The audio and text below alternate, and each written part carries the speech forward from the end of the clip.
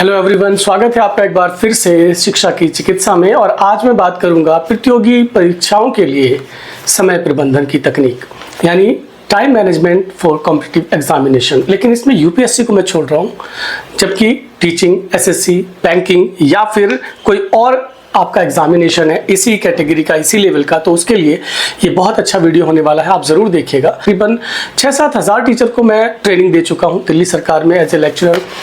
NCERT में एक contributor रहा हूँ, एससीईआरटी दिल्ली के लिए भी कंट्रीब्यूटर रहा हूँ और कई सारी पुस्तकों में काम करने का मुझे अवसर भी मिला है। तो जो कॉम्पिटिटिव एग्ज़ाम देने जा रहे हैं बच्चे, उनके लिए मैं एक बहुत बेहतरीन स्ट्रेटेजी लेकर आ रहा हूँ, जो मैंने भी अपनाई। देखो, मैंने कोचिंग नहीं ली थी और आपको हैरानी होगी, किसी और वीडियो में मैं एक सफ़र तय जो मैंने किया है उसको चर्चा ज़रूर करूँगा। तो यहाँ पर सबसे पहले कुछ स्ट्रेटेजी हैं, स्ट्रेटेजी टाइम मैनेजमेंट की। उनसे पहले मैं आपको कुछ खास बातें बता रहा हूँ, ये करना बिल्कुल मत भूलिएगा। सबसे पहले सुबह उठकर जब आप 5 बजे का शेड्यूल शुरू करें, उसी टाइम पर 10 मिनट के लिए एक्सरसाइज करें। लड़कियों के लिए अलग और लड़कों के लिए थोड़ी सी अलग। लड़के क्या करें, लड़के थोड़ी जॉगिंग तरीके से घर के अंदर ही, क्योंकि अगर बाहर घूमने जाओगे तो 10 मिनट में वापस नहीं आ पाओगे, इसलिए आप घर के अंदर ही रहें और घर के अंदर रहकर भी या खुले मैदान में कहीं पर भी खड़े होकर या बैठकर एक्सरसाइज कर सकते हैं। सबसे पहले लड़कों के लिए बता रहा हूँ, लड़के क्या करें, नंबर 1 तो ऐसे जॉगिंग करें 5 से 7 मिनट के लिए, ठीक है। इस तरीके से हाथ स्ट्रेच करें ऊपर और एड़ियों के बल खड़े होने की कोशिश करें, जो आपको आपकी रीढ़ की हड्डी के लिए स्ट्रेच देगा। आगे की तरफ झुक सकते हैं, पैरों को टच करना जैसे, और पुशअप्स ज़रूर करें। कम से कम पुशअप करना मैं रिकमेंड करूँगा कि 50 तो ज़रूर करें, और अगर आप 50-50 2 बार कर सकते हैं तो ये आपके न्यूरोट्रांसमीटर्स और ब्रेन की जो रिटेंशन पावर है उसको बहुत अच्छे से बढ़ाएगा। लड़कियां क्या करें, ये छोटी सी एक्सरसाइज है, लड़कियां ये कर सकती हैं। अगर वो शादीशुदा नहीं है तो अपना जो योगा है, किसी भी प्रकार का जो योगा जिसमें स्ट्रेच आता है बॉडी में, ठीक है, जो भी हम करते हैं, जो भी आपको नाम हो, मैं तो सिर्फ एक्टिविटी बता रहा हूँ, ठीक है। ऐसे कुछ भी जो आपको लगता है वो करें। प्राणायाम वगैरह ज़रूर करें। अगर आप ईश्वर में गहन विश्वास करते हैं, जो कि हर एक कॉम्पिटिटिव एग्जामिनेशन में बैठने वाला बच्चा और तैयारी करने वाला बच्चा करता ही करता है, तो आप वो ज़रूर करते रहें। उससे भी आपको मनोबल में इजाफा देखने को मिलेगा, आपका कॉन्फिडेंस अच्छे से बढ़ेगा। तो ये करने के बाद आप क्या करें कि 4 भागों में अपने पूरे दिन के टाइम को बांट लें। हाँ, मैं ये भूल गया था, माफ़ कीजिएगा। अगर शादीशुदा महिलाएं हैं तो डॉक्टर की सलाह लेकर एक्सरसाइज का चुनाव ज़रूर करें। अगर आप प्रेग्नेंट नहीं हैं तो उससे पहले भी डॉक्टर की सलाह ज़रूर ले लें, क्योंकि अगर आप शादीशुदा हैं और बच्चों का ख्याल कर रहे हैं या फिर आप बच्चे का प्लानिंग कर रहे हैं, तो ऐसे में आपको एक्सरसाइजेस कौन सी अवॉइड करनी है और कौन सी नहीं, उसका ध्यान रखें। लेकिन हाँ, आप घर के अंदर चहलकदमी ज़रूर करें, इसको ना रोके, कम से कम 10 मिनट के लिए, चाहे आप प्रेग्नेंट हो चाहे ना हो। ये बिल्कुल प्रूवन है। और अगर आपका टाइम थोड़ा ज़्यादा है तो फिर उसी को डॉक्टर के हिसाब से आपको करना है। तो 4 भागों में आप डिवाइड कर लें टाइम को अपने। नंबर 1, सुबह 5 बजे उठना ना भूलें। 5 से लेकर के 9 बजे तक कंसिस्टेंटली आप लर्न करें। लर्निंग का टाइम होता है, कुछ भी नया अगर आप सीख रहे हैं, दोपहर को 9 बजे से लेकर के 10 बजे तक, इस बीच में अपने नित्य कार्यों को आप निपटाने की कोशिश करें। जो कुछ भी है, खाना है, पीना है, कोई और काम है, उनको आप 9 से 10 बजे गैप रखें। 10 से लेकर 12 बजे तक इस टाइम में आप अपने दूसरे विषय को पढ़ना शुरू करें जो आपने सुबह नहीं पढ़ा था।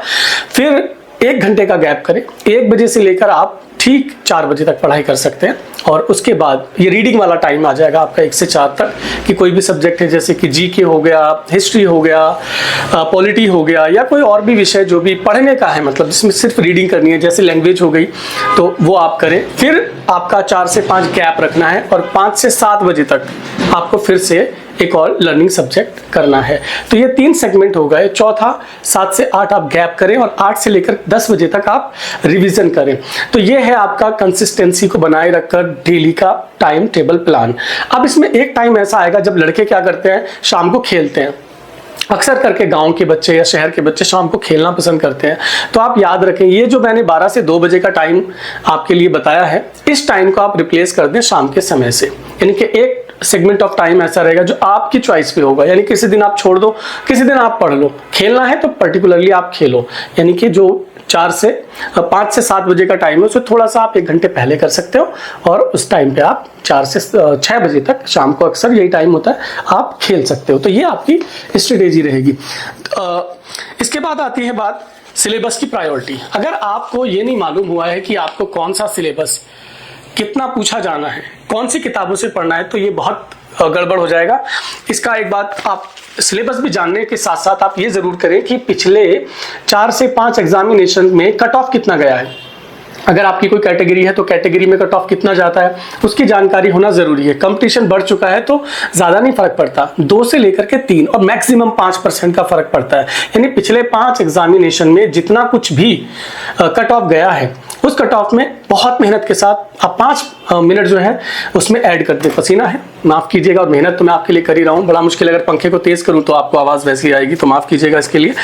तो इसका जानना बहुत जरूरी है, कौन कौन से टॉपिक कवर करने हैं, कौन कौन से टॉपिक को सिर्फ टच करना है। टच मतलब एक बार रीडिंग कर ली, दैट्स ओके। और कवर का मतलब ये है थॉरोली, हमें जाना ही जाना है, उसमें से ज्यादा पूछा जाता है। इसके विषय में भी कौन से टॉपिक छोड़े जाते हैं और कौन से टॉपिक को हमें टच करना है, मैं अलग से वीडियो लेकर के आऊंगा। हर एक कॉम्पिटिटिव एग्जाम के लिए कुछ कॉमन अंडरस्टैंडिंग्स होती हैं इसके बारे में।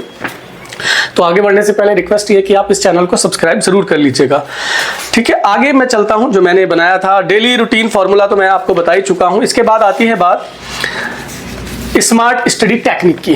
अब कई बार ये होता है कि समय कम बचा है। अब समय अगर कम है तो हम क्या कर सकते हैं, कैसे जल्दी से उसको पढ़ सकते हैं, कैसे काम कर सकते हैं। तो हमारी मेमोरी के 3 लेवल आपको होते हैं, परमानेंट मेमोरी होता है, टेम्परेरी मेमोरी होता है और रिकॉलिंग मेमोरी होता है।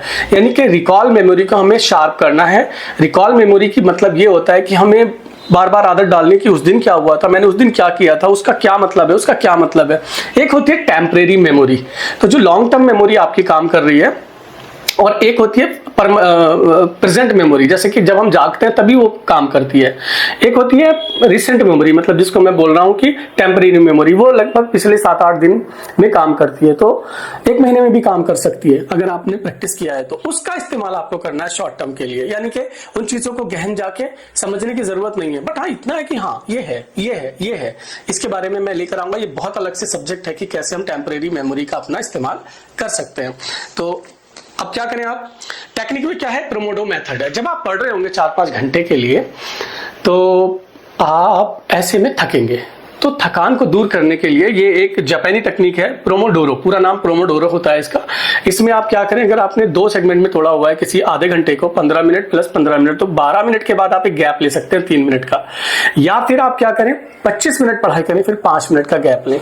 इस तरीके से आप हर घंटे 2 बार गैप जरूर लें, क्योंकि गैप लेने से मेमोरी को एक रिलैक्स मिलता है, और उस रिलैक्स की वजह से ये होता है कि जो हमारी मेमोरी चल रही थी, अभी काम कर रही थी, वो फिर से तैयार हो जाती है। हमारे सेल सिकुड़ते नहीं है, बल्कि वो थोड़े ढीले हो जाते हैं, मतलब खुल जाते हैं, तो और ज्यादा रिटेन करने के लिए, और ज्यादा सीखने के लिए वो तैयार हो जाते हैं। देन है, अब इसको चेक कैसे करें, तो सिंपल फॉर्मूला है, हर रोज की टॉपिक, की थिंग्स, की चीजें, यानी कि जिनको हेडिंग्स बोलते हैं या कीवर्ड बोलते हैं, उनको एक बार पढ़ें। 3rd डे दोबारा से पढ़ें, 5वें दिन दोबारा से पढ़ें, और उसके बाद 7वें और 15वें दिन। इस तरीके से आप कर सकते हैं 2-2 दिन के गैप के बाद। अगर आप ये नहीं करना चाहते तो पहले दिन, तीसरे दिन, 7वें दिन, 15वें दिन और 21वें दिन ये करते रहे आप। अगर आप इतना भी नहीं करना चाहते तो पहले दिन, 7वें दिन, 21वें दिन, इतना 3 कम से कम आप जरूर करें। अगर इतना भी आप नहीं कर सकते हैं तो एक दिन पूरा दिन बैठ जाइए 15वें दिन और उसको पूरे से रिवाइज कर लीजिए 15 दिन में एक बार। ये सिंपल है। और क्या क्या कर सकते हैं, अगर आप ठीक से सक्सेसफुल होना चाहते हैं तो मिनिमम 7 घंटे की नींद लेना जरूरी है। मैं एक रिसर्च के मुताबिक बता रहा हूं आपको कि अगर आपने 8 से 10 घंटे की नींद ली है और उसके बाद कंसिस्टेंटली पढ़ाई की है सही तरीके से, तो आपके सफल होने के जो चांस है वो 90% वो लोग जो 6 घंटे की नींद ले रहे हैं बढ़ जाते हैं, मुकाबले में उनसे बढ़ जाते हैं। तो क्योंकि आप याद कर पाएंगे, आपको प्रेशर नहीं लगेगा, आप कॉन्फिडेंट रहेंगे, तो इसलिए नींद 7 घंटे कम से कम लेनी है। और अगर आप बढ़ा सकते हैं तो 9 घंटे तक आप इसको बढ़ाने की कोशिश कीजिए, लेकिन ध्यान रहे फिर पढ़ाई का जो टाइम है उसको कम नहीं करना होगा। इसके बाद क्या होता है, एक्सरसाइज की बात मैं कर चुका हूं। सोशल मीडिया, ये बड़ी एक ऐसी बड़ी दिक्कत की बात आ गई सबके लिए। तो देखो मैं बता देता हूं, सोशल मीडिया मेरे पास पिछले 20 सालों से है। जब फेसबुक आया ही आया था तो मेरे पास एक्सेस था उसका, क्योंकि मेरे पास कंप्यूटर था। और मैं आपको बता दूं, मैं बिल्कुल भी फेसबुक पे टाइम नहीं देता था, जरा सा भी। फोन था मेरे पास, मैं कभी नहीं फोन पे जाता था, मैंने उसको रखा एक साइड। मैंने कैसे पढ़ाई की थी, वैसे मेरी 21 दिन की तैयारी थी, जिस तैयारी के बाद मेरी नौकरी लग गई थी। लेकिन उसमें केवल 21 दिन नहीं थे, पिछली पढ़ाइयां भी थी, उनका भी कॉम्बिनेशन रहा है। तो चलिए, ये थी कुछ काम की बातें जो सिलेबस से, टाइम टेबल, टाइम मैनेजमेंट से लेकर थी, एक्सरसाइज से लेकर थी, और आपकी तरक्की और कामयाबी के विषय में थी। अगर आपको इसमें से कोई अच्छी बात लगी है तो आगे जरूर पहुंचाइएगा। और हाँ, इस चैनल को सब्सक्राइब जरूर कर लीजिएगा, क्योंकि मैं तजुर्बे के आधार पर बहुत सारी चीजें लेकर आता रहूंगा, पढ़ने वालों के लिए, एग्जाम करने वालों के लिए, पेरेंट के लिए, टीचर्स के लिए, और वो विद्यार्थी जो कक्षा 10 से ही बोर्ड एग्जाम्स या फिर कॉम्पिटिटिव एग्जाम के लिए गंभीर समस्याओं में फंसे रहते हैं। मैं आपको वादा कर रहा हूं और विश्वास दिलाता हूं कि अगर आप मेरे चैनल से जुड़े रहे तो मैक्सिमम लोग कामयाब होंगे ही होंगे, क्योंकि मैं रोजाना 3 से 4 घंटे नेशनल नहीं बल्कि इंटरनेशनल जो ब्रेन, फिजिक, स्टडी पैटर्न्स और सिलेबस को लेकर रिसर्चेस होती हैं, उनके बिहाफ पर आपसे जुड़ने की कोशिश करता हूं। तो चलिए, अगले वीडियो तक के लिए दीजिए मुझे विदा।